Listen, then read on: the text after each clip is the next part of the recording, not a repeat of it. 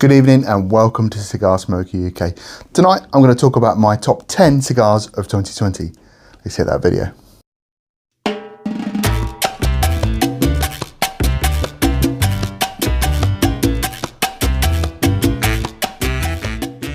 So good evening and welcome, and yes, this is going to be a list video. But it's going to be my top 10 cigars that I enjoyed smoking in 2010. Now, they're not possibly the best cigars, but they are my favourite cigars, and they're the ones that I enjoyed smoking last year. And I didn't smoke many Cohibas, Partagas, stuff like that, high-end cigars. So they're a bit of a mixture of some regular production Cubans and some New World cigars. So at number 10 is a cigar I don't actually have, is the Cohiba Corona Especial. Now, I did a review of this, it was very early on in the year, and it was superb. Really beautiful, delicate cigar, a lovely slim cigar, just the right size and shape with a little bit of age on it. It's absolutely fantastic.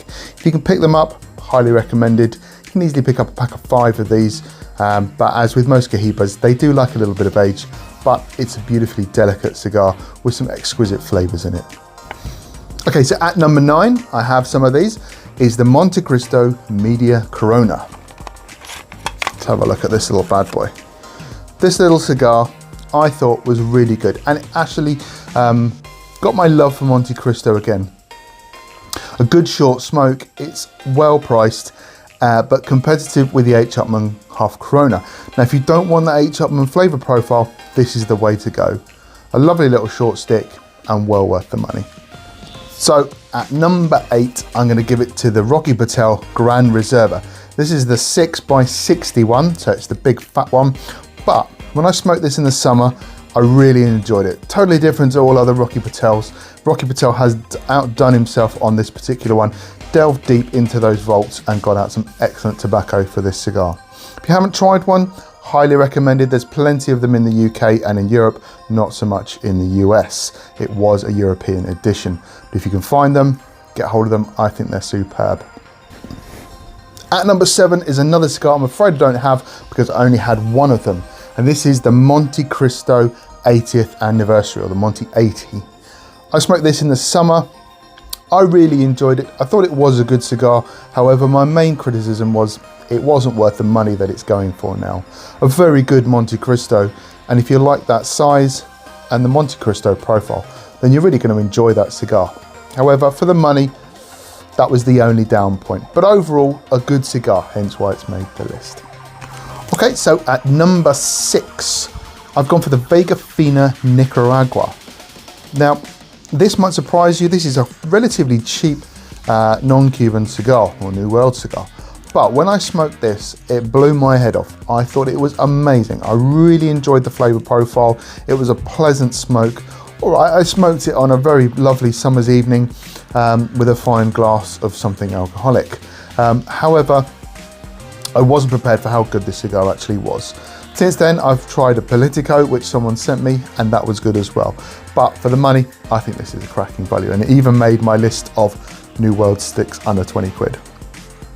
So that is the Vegafina Nicaragua.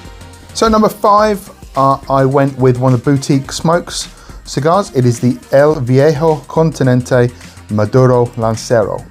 This is fantastic. For the money, I don't know how Mike Choi does it. I know he says he's cutting those margins thin, but man, he must be slicing them wafer thin, because this is superb for what you paid. I think this was about £7 or £8 for this cigar. You can still get them, and they're still at the price, but get them now before there is going to be a little price increase, I believe, for all cigars because of the budget. So Mike might have to put his prices up, but probably not by a lot. And to be fair, if this had a Cuban brand on it, you'd be paying 20, 25 quid for it, not under a tenner. If you haven't tried one, highly recommended. Go and pick one up. It was a super smoke. Really enjoyed it. So at number 4, I've got the AJ Fernandez New World.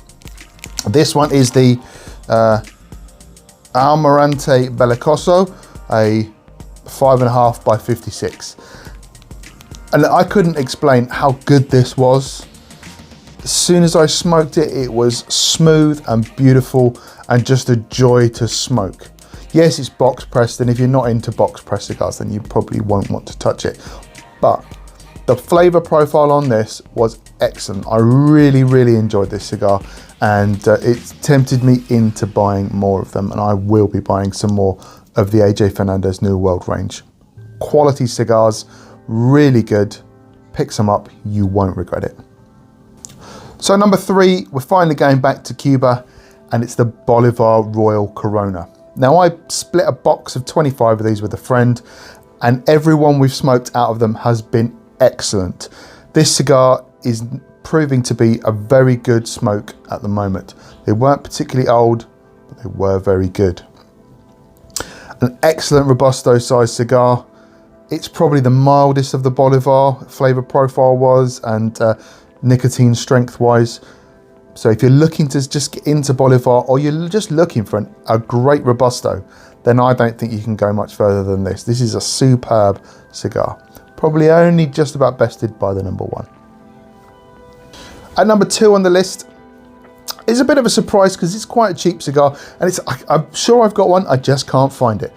Is the Arturo Fuente 858 Maduro. Now, you could go for the Maduro or the natural in this line, but the Maduro is something a little bit different in that it's not a heavy Maduro. It's actually a very mild, very sweet cigar. Great value for money, a super smoke, an easy cigar to smoke, and something that you can have in the mornings, because although it's got that Maduro sweetness, it is a lighter profile for something that is very dark. So number 1, I have put the Hoyo de Monterrey Epicure number 2. I still love this cigar. I still think it's a fantastic cigar to smoke on a daily basis. It's mild, it's creamy, it's got a lovely Cuban twang or tang that you can just enjoy at any time of the day. It doesn't matter whether it's breakfast, lunch, dinner, or late evening. You know that if you pull up one of these cigars, it's not going to let you down. They're an easy smoke, whether it be the summer or the winter. I just don't think you can beat them for an everyday cigar. Regular production. The only thing I wouldn't do is I wouldn't age them. They are good young. Don't put too much age on them. It doesn't really do them any good, and you won't notice any different. So don't pay lots of money for an aged one. Just get normal regular production, 2020, 2021, whenever it is that you've picked them up. Give them 6 months to a year and they'll be smoking superb. This one is 10 years old, and I can't really notice a difference between a 10-year-old one and a 2-year-old one, to be fair. But there you go. So there you go. That's my 10 cigars for 2020 that I enjoyed smoking. Things that I think are smoking well, and things that I think you might enjoy trying. What were your cigars of 2020? We probably smoked a lot of them because we were at home quite a lot. Drop me some of your suggestions down in the box below. I'd really like to share and hear what you really enjoyed smoking last year. It doesn't matter if it was a cheap, Hamlet Panatella, or if it was the most expensive Cuban you could find. Whatever you enjoyed, I'd like to hear from you. Anyway, until the next review, until the next video, take care, and that's been me, Cigar Smoker UK. Bye for now.